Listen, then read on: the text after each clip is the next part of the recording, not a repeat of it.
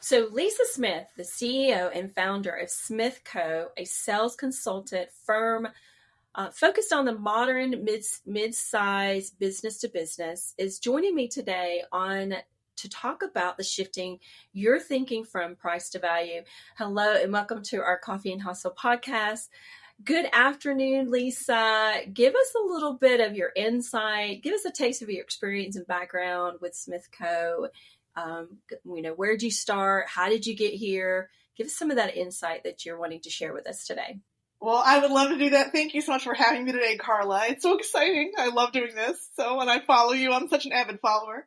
Oh, that's so sweet. Thank you. So I have a really non-traditional path to entrepreneurship. So I started my career and spent 15 years as an interior architect. That's my undergraduate degree. And then I went to school to get my MBA in my mid-30s because I wanted to understand the language of business. Often we were talking to our clients about making these huge capital investments through architecture and design, and we weren't really leveraging this language of business. And so I did that, and I did that with two things in mind. I wanted to shift my career into sales and advertising, and I wanted to one day either be in the C-suite or own my own company. So it then took another 15 years of being in sales and marketing and advertising to then be in a position through COVID, ironically, to be able to launch my company. And as you mentioned, I'm a sales consultant. So I like to call myself a COVIDpreneur. I saw COVID as a really wonderful opportunity to finally launch because of two things. One, the concept of being physically present in the city that you're going to do business in was gone. We were all virtual overnight. Yeah. So that actually allowed me to leverage 30 years of a network across the country, because I'd worked all over the country, and start working in areas where I wasn't necessarily living or working, right, as a career. And the second thing is I saw immediately through COVID that traditional sales activities were going to change dramatically. Again, overnight, they were gone. And there needed to be new thinking, a new approach, particularly when you're selling business to business and relationships. No conferences, no one-on-one meetings, all of the stuff that they were using were gone. So I thought, I have ideas about how they can pivot and adapt to this new economy that we're in, right? And now we're kind of in a hybrid mode. We're partially virtual and partially in person. So that's kind of a very small nugget of the past 30 years, and it's definitely been an adventure.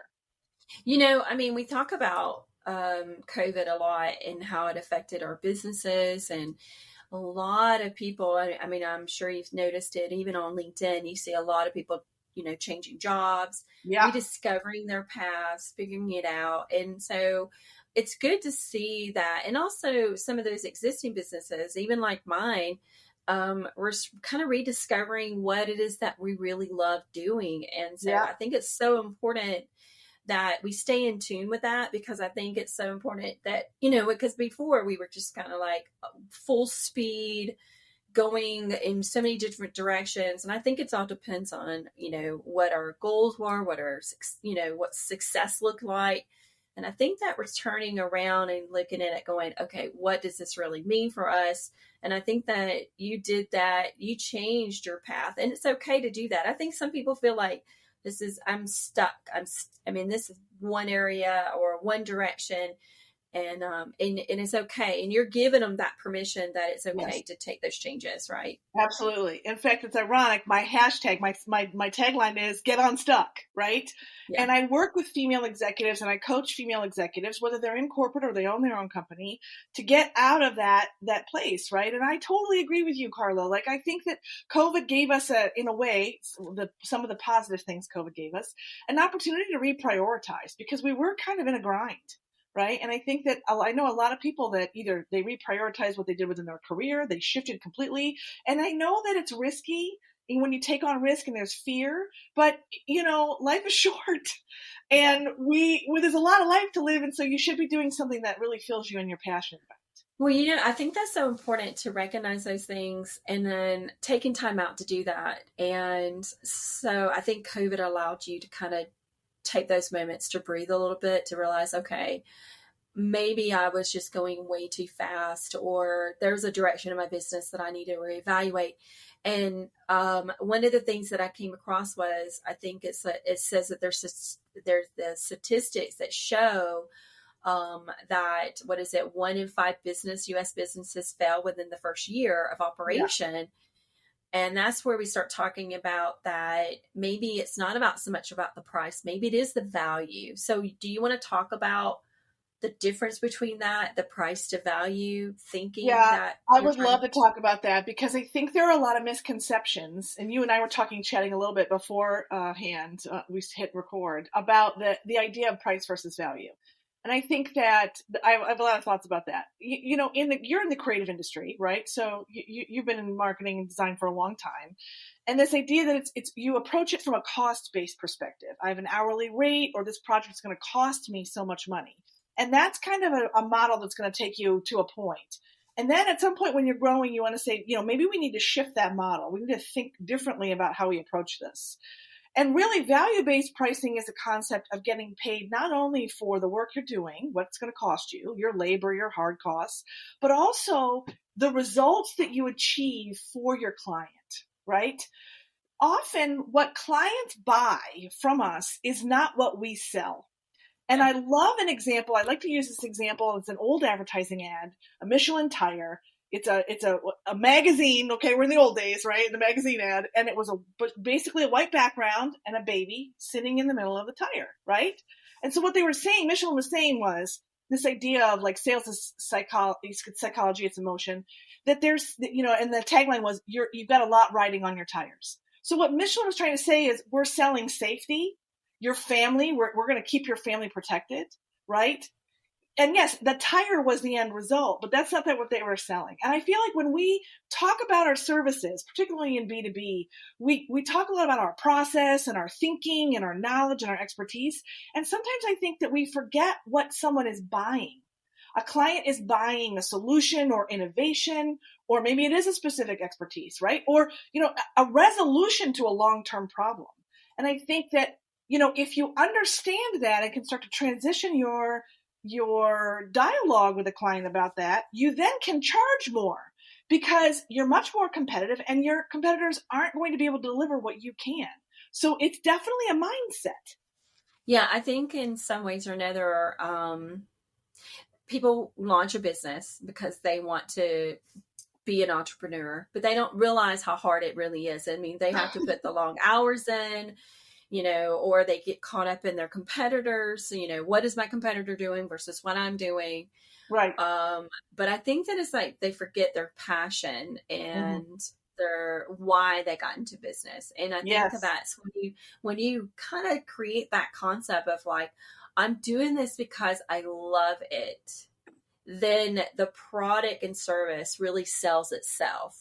Yes. Because then it's more about the value of what you're offering. But I think that in the initial aspect is when you're launching a business, how do you get those people to think like that in the very beginning? Like, when they launch in that business, they're, how do I get my website up and running? Do I get a logo? Right. They're thinking about the branding aspect. But once the business is launched and it's live and they're doing some social media, they're thinking that those phones are going to call, ring, and, or they're going to get an email, or the lead comes in and then the sale fails. Yeah. So how do you get them to think about that concept in the very beginning? How do you sell that to them? Yeah, that's a great question, because it's really hard. We both know it's really hard as business owners, right? So I think the key, you mentioned something that I talk about all the time, which is you need to write down and put on the wall your why. Because when things get hard and you have to be resilient and you don't get the sales you think you're going to get, or things aren't meeting your expectations on a timeline that you thought, right? Because you have to be nimble. Then you have to go back to your why and say, why did I do this in the first place? And that should be your key motivator. And we work on that a lot when I work with young entrepreneurs. Yes, I know that these are the things that you had a plan. It's not going to plan. That's okay. It's okay that things are not going to go according to what the business plan said, right? That's life. And I think that when you're grounded in that, it makes it easier, but you also just have to have faith, because it's hard. It's hard, Yeah. and it can be a grind, but it's so what's in the salad days, right? Like when you're married, you talk about the salad days, the honeymoon period. What's so amazing is that when you make that first, second, or third sale, you're euphoric because it feels really good, right? Because it's working, you understand it, and it gives you the energy to keep going. But I think it's really, I work about in why, and I talk to them about really just creating a process that's easily repeatable. Yeah. Just keep doing the same things. Over time, it's going to build momentum. Don't try to keep reinventing the wheel as things change. Just keep doing the same things over and over and over again. And it feels very rote, but it's going to then create a path that's very easy to repeat, and it will allow you to scale. Well, I think we always talk about it, and I think the word is consistency. Mm-hmm. Consistency is really the key to it all. And so, when I'm talking to a new business person that's starting to launch their business, especially when it comes to the marketing aspect, it's really to understand, filling out the business sheet. Like I had a guy yesterday that I was talking to him about launching his brand new business. Mm-hmm. He is a full-time employee with another company, but he also wants to start his new business. And he goes, what if I get too much?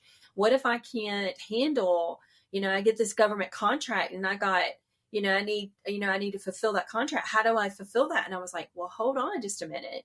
Yeah. Slow your roll, because you're getting way too far ahead. Like you're getting too far hard. It's like putting the horse before the cart, right? Yeah. And so, in some ways or another, you have to, like, step one, Yeah. understand your value. What is it that you really want to do? Because you're trying to compare yourself to all of your competitors. Right. Your competitors have been in the market much longer, and they've learned from their mistakes. They've learned from failures, right? And so you have to put the time in to know that the investment that you put in is worth that value. Right. So understand it. And that's why I said, work on the 3 things that are really what you want to do, but also go to your competitors and write down the 3 things that they're doing that you would like to do. Yeah. And 3 things that they're doing that you don't want to do. Right. And really concentrate on those 3. So I think that value is so important because it converts into sales. It does. Because absolutely. Now we are a society that's filled with us, right? There's a lot more marketing people out there. Yes. That, we have to understand what our values are and what we're trying to sell to our clients. Right. So I think that makes a big, big difference when you're talking to, different people when they're about to launch, when they're getting ready to launch their business. Well, and one more thing I'll say about value, if I might, Carla. So a lot of people think of sales as being pushy and aggressive and, kind of smarmy and in their face. And people don't like to think about doing sales, right? But when you're in business, you're selling. Right? And you're building relationships, you're selling something. And so if you come back to that why and you understand the value that you bring and you're authentic to that and you're passionate about it, when you talk to people about it, you're selling in a way that is completely authentic, and you're not, you won't then come off as the person you don't want to be, which is pushy and aggressive, and right? Because you're so excited about what you do and how you can solve a problem. Yeah. That that enthusiasm it's catching, right? And people want to be with people who are passionate about solving their problems, right? So I think it also helps get the mindset of being in a sales. Oh, I don't want to sell, because selling is hard. But if you really understand intrinsically the value that you bring, then you'll talk about it very naturally. Yeah.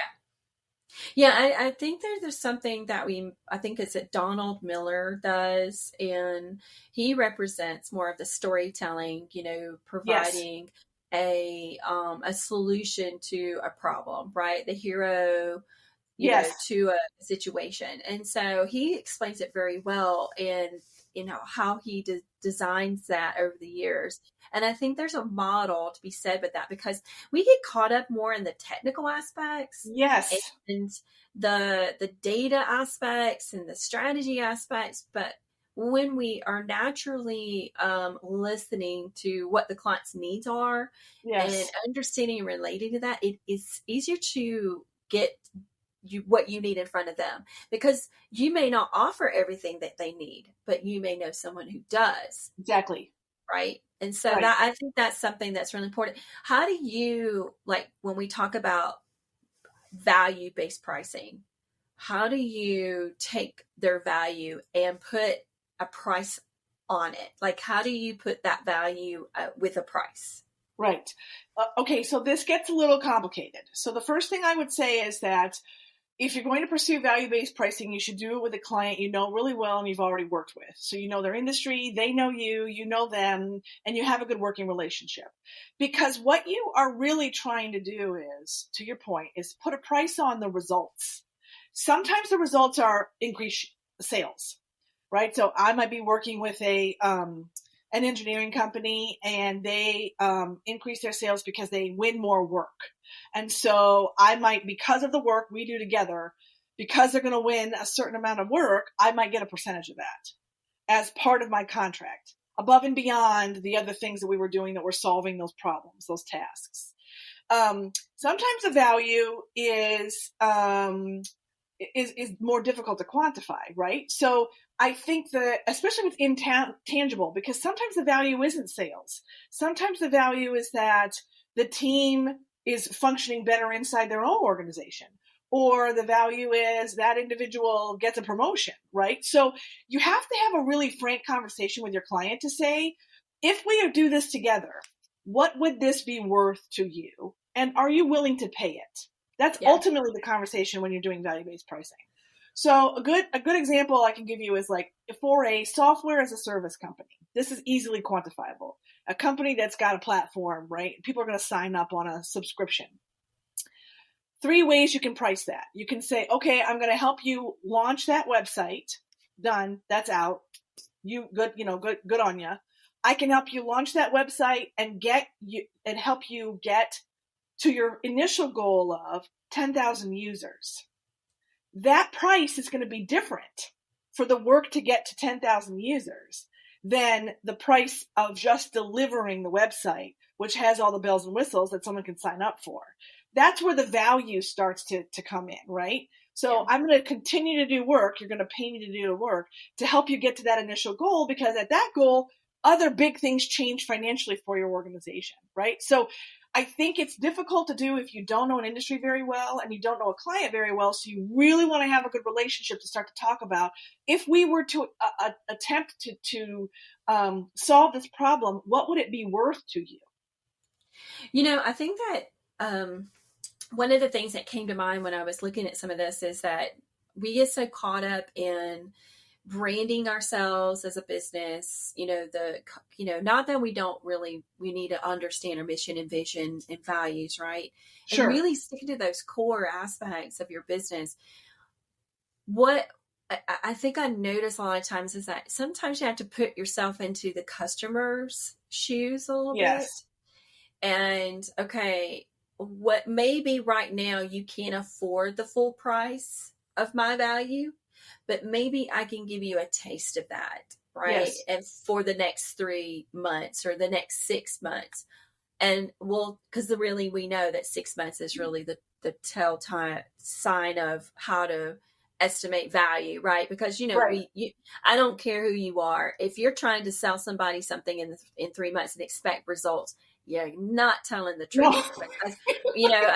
Because, I get clients that'll call me up and say, hey, someone said that they can do something in 3 months. And I'm like, total bull, right? And I may get flack on that. But let's be honest, the 6 months is always the measurement tool. And I use that across anything that I do for anyone. That includes, website design work, that includes, social media management, that includes AdWords management. 6 months is really just if you can't give a marketing person 6 months, don't jump from marketing person to the next company, because you're not going to get those results that quick. Right. Unless you have a real budget for it. But I do think that we have to really put ourselves in our customers' feet and go, okay. But I do think that clients get caught up in more of the box structure, of that contract. And you need to understand is that when you're in a business, sometimes it's really good just to offer that customization Mm-hmm. and making them feel special. Yes. Maybe you don't give them everything in the kitchen sink, but maybe you just give them a little this and a little bit of that. But stick with what you really are good at. Yeah. Don't make it up, right? Don't make up your value. Don't make up No. something that you can't do and you can't promise, because if you do, that devalues who you are as a business owner. Yeah, it's like someone will be able to sense that immediately if you try to do that, right? Like, oh, I'm calling you on that. That's not, I don't Yeah. think I see you that way. Yeah. The other thing about that I love, Carla, is this idea that it's not a good, better, best scenario. You don't always have to say, okay, here, we're going to define your challenge this way, and we agree that this is your challenge. Yes, yes. Okay, so instead of saying, well, you can have, I'll give you 10%, 50%, or 100% of that, right? How about, I could solve the problem this way, I could solve it this way, or I could solve it this way. So it's really more of an ABC. And that idea of customization, of choice, it gives the client agency to be able to say, oh, I didn't know you could do that. That might be a better approach than doing it this way. So it's you're showing how you're going to deliver the solution, not just what the solution is going to cost. And sometimes I don't think we spend enough time talking about that. And that is also valuable because they don't know how we do what we do, right? And so a lot of times we spend time educating our clients on, well, we do it this way because of this. Yes. Right. So I like this idea of like, instead of saying AB, it's good, better, best. How about it's ABC or it's AFG, right? There's a lot of different ways we could solve the problem. Yeah. And I think that sometimes when, as a business owner, you have to bend your rules a little bit. Yeah. You know what I mean? And so sometimes you give out too much value. Yeah. And I've had people go, Carla, you really are telling people too much information. But I'm not going to change my ways as a business owner. I'm still going to be who I am. I'm transparent. I tell people like it is. If I don't like something on a website, I'm going to tell you that's not going to work. Because there has to be that honest aspect of your business. And so if you go into your business with a false idea, it's going to fail. And so you have to be true to your value. So if you say, I can't do something, own it. Yeah. Because sometimes people go, oh, I can do that. That's not a problem. And they fail at it. I've had secondary people that have come in and helped me with certain things. Yeah. And you're like, okay, your resume looks great. Your stuff that you gave me looks great. Yeah. But then they fail at performing, and you're like, what? And did you lie? Yeah. And then I got to cover that for a client that I promised is good for. And it's like, I have to like figure out how to damage control. Oh, and yeah. So, and I've been in that damage control. I'm like, let's be honest, I have to. Damage control. Like, get ahead of it before the client does. Oh, yes. It's the kiss of death. And some if they're young, it's naivete sometimes, right? But sometimes I think that we're so eager to please and that we want to just say yes to everything. And I really value that feedback, Carla, because sometimes you just have to say, no, we can't do it. Yeah. No, we can't meet that deadline. And again, it feels scary. You never want to tell a client no, but actually you're doing them a service. By being transparent, by giving them more information, by telling them that you can't do it, instead of getting down the road and then having to do damage control, now you're solving the problem together and saying, okay, well, if you can't, how can we do this? Yeah. Right? Like, and again, they have agency in it. They have some input. But yeah, I've been there many, many, many times. And yeah, now I try to avoid that at all costs. And I think that that's so important to understand that, I think the word no is much more important now than it was 5 years ago. And I think that we're owning that word more now as the more years we get into our business, you're like, no, that's not going to work for me. No, I can't take that project. No, this doesn't fit me. Right. And I'm not saying that, when I first started my business, I remember praying a lot, hoping there was a check in the mail, and because when I started this business 20 something years ago, I was at home with twins and a little girl, and I was like, the networking wasn't there for me. Right. It was that word of mouth marketing, and I did just enough to feed my family. Yeah. you know, but you would hear those little whispers of like, what are you doing staying at home running your business? Who, you know what I mean? Like, Yeah. you should have a real job. You should go, what are you talking about? You're a mom and a business owner. That's not Yeah. possible. Right. And when you defeat those odds as you've gotten older, you kind of have to be a little smarter and realize that the knowledge you have, people want it, Yes. you know, Yes. and so you have to understand your own value. I think sometimes when we underestimate our own value, we underperform and Yes. then A we give hundred things percent. away, Yeah. right? Yeah. A hundred Um, percent. Yes. and I have Absolutely. clients like that. They'll like, they don't see their potential of value. I'm like, you've been doing dog training for 15 years. You should be training other dog trainers on how Yes. to launch a business. That's pretty impressive, right? Right. Right. I Um, think you're so right. We do that, and I think we don't give ourselves enough credit, right? Because it took a lot of blood, sweat, and tears to get to that space, right? And so yeah, that wisdom is worth something, yeah. Absolutely. Yeah. So I think that sometimes when we look at price structure and strategies, how often during the year do you say that people should reevaluate that? Should they? Oh, this is a great question. So, Oh, I am so yeah. happy you asked this question. So this question, I tell people all the time, like, you have to take time out. And I'm not talking about do a full strategy. I mean, No. I do production meetings at least 2 or 3 times a year Yeah. to really kind of keep people on set and on target. Yeah. How often are you talking to people going, hey, you need to reevaluate your price structure, you need to Yeah. understand your value? How often are you telling people this? Yeah, it's a great question. So I feel like no one is looking at their pricing often enough. I feel like, especially post COVID, because a lot has changed. And I feel like in business to business, many people inherited all these really antiquated ideas of what pricing should look like. And with everything that's going on, with the fluctuations in the economy, I would say yearly prior to COVID. Now I'm saying, to your point, almost every 6 months. Yeah. And again, you're not changing rapid, massive areas of your business. You're doing minor tweaks to adjust to what's going on in the marketplace. But when you don't look at your pricing, you are literally leaving money on the table, because it's not about somebody. There will always be somebody who will sell it less than you will. It's not about that. It's about making sure that you are charging your fair market rate, right? And if you leave your price fixed, all you're doing is leaving money at the table, and you're discounting the value that you bring. So I really think it's important.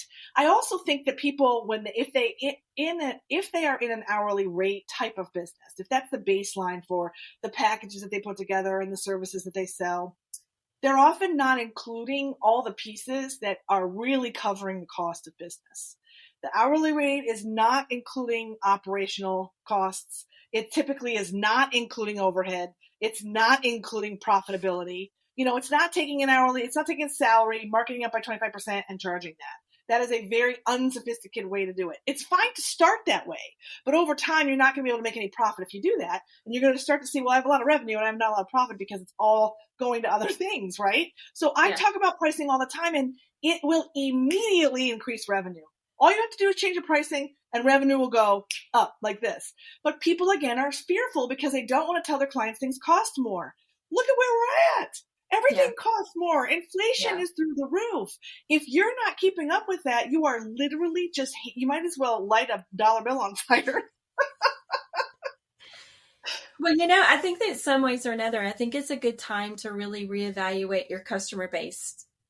That too. Now, Yes. yes. Are you targeting the right people? Yes. Yeah. Right.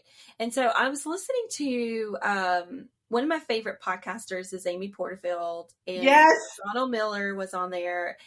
And, he just launched his new book, and I'm actually reading it now. And Amy Porterfield's got a new book out that just came out. And I was listening to their podcast about the 3 most important aspects of your business. Like, what are you really making money on? Like, where's the revenue really going? So if you're spending time and money on things that doesn't make sense for your business anymore, that's when you start going, maybe this is not where I need to go.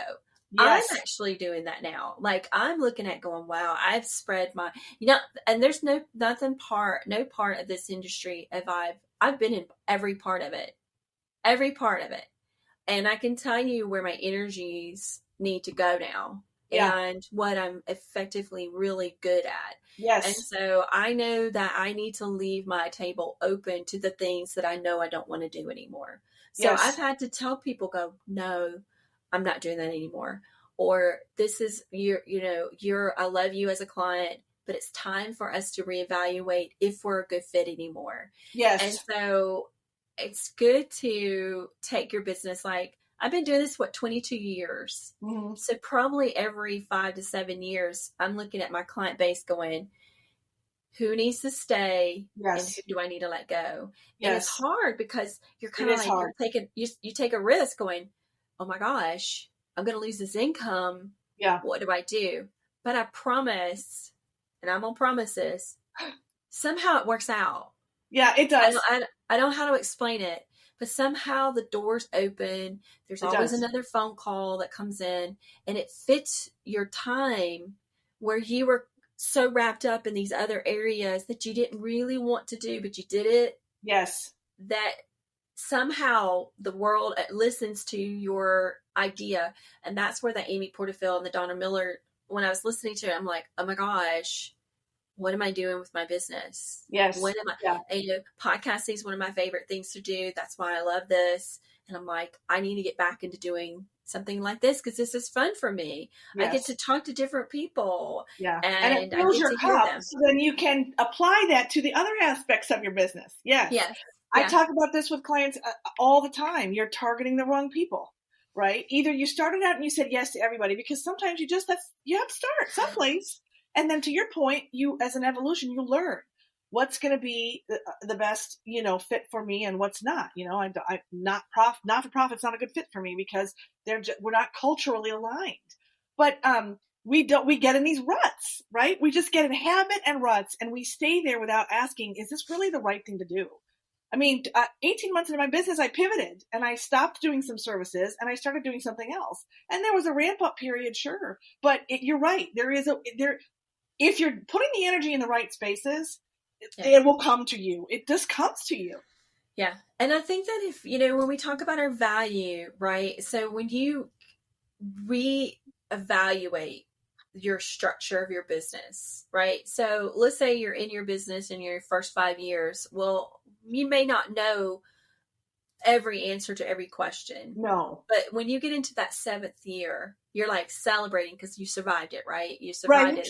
You finally made it to the 7th year. Right. But then when you get into that 10th year of your business, that's when you start realizing, okay, what am I really good at? Mm-hmm. What is my client? What is the people that work for me? What are they really good at? Because they'll come in with a resume going, I want to do social media management.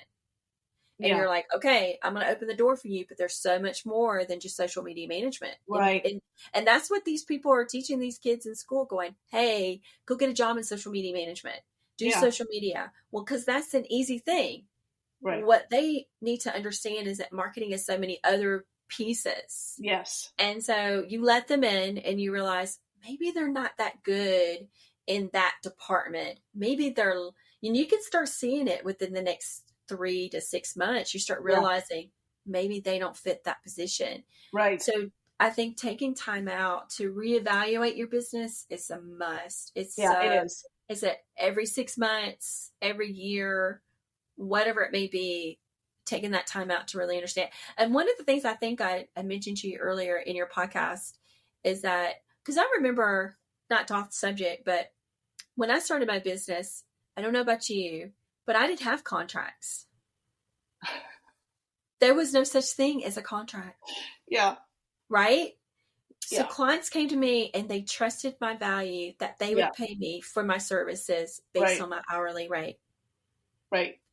Website design, AdWord management, social media management was all done without a contract. Yeah. All of a sudden, that changed. Yes. Now we're caught up in these contracts. Yes.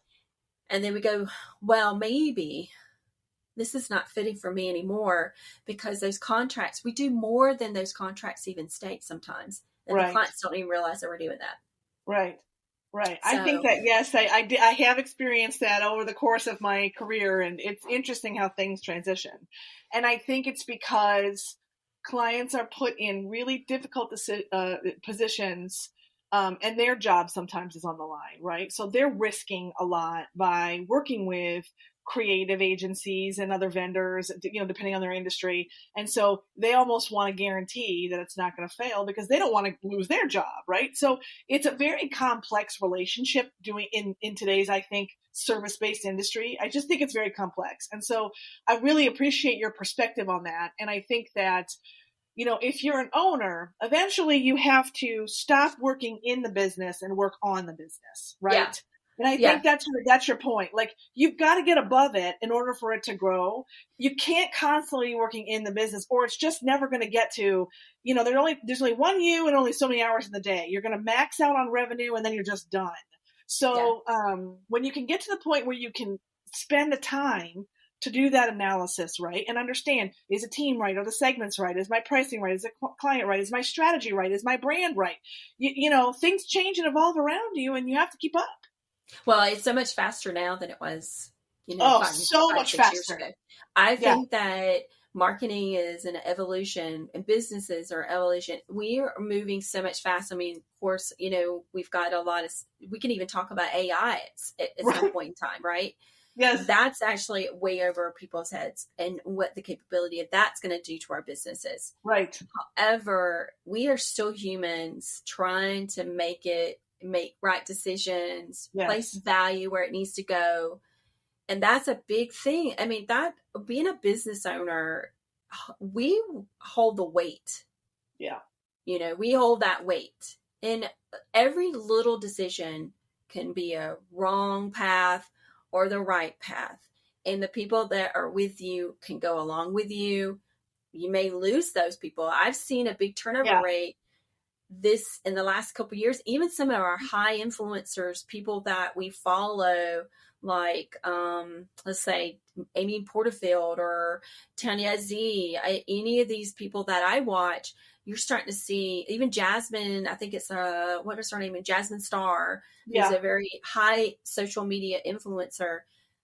One of the things you're starting to see is that their business model has completely revamped in the Yes. last year of COVID and the changes that they've had to do. So their models are always changing. It's so much faster now than it was before. And so I think that if you stick to those values and Yeah. understand and relate to those, I think that makes a big difference. And people like you, right? It's so important because we need to reach out to you as business owners. We need to have that second opinion. You can't make these decisions today by yourself. Back in the day, we did it all by ourselves. We're like, we didn't have that opportunity. Right. We did not have those options. And Right. now we've got people like you that are going, I've got you, right? So how Right. do people contact you and get started with you, Lisa? Sure. Well, I have a great offer. This is going to be fantastic. If they go to my website, which is smithcous.com, I will give you free 30 minutes. So we can chat about your business, where you stuck, where do you think your blind spots are? Because you're right. It's about providing somebody who has a fresh perspective, right? They have context to what you do, but it's a fresh perspective, and I'm going to see things you don't see because you're in it every day. So if you go there, you can book a free 30-minute call with me, and then we can see where things go. Because I really want all small to medium-sized businesses to succeed. We are all the lifeblood of our economy. So we need to succeed. And if you have great sales, which you will succeed. So that is my ultimate goal. I think it's so important to support that. I think our small to medium sized businesses are the staple of who we are. And so they have to start somewhere. And Yes. so knowing the fact that if you nurture those, you can see them grow. I mean, over the years, I've seen a lot of my businesses that I've worked with in marketing. They've come from like maybe one or two people in their office to, this Inc. 5,000, awards, and now they're international companies. And so you can see that growth over the period of time. But the word consistency is such an important aspect to that. I think the one thing that I had mentioned to you earlier was the 3 modes of persuasion. Mm-hmm. And we can kind of mention that really quick. And we talked about ethos, which is the word credibility. What does that mean to you? What does credibility mean to you in this business? I think it's having a core set of values that you consistently deliver day after day.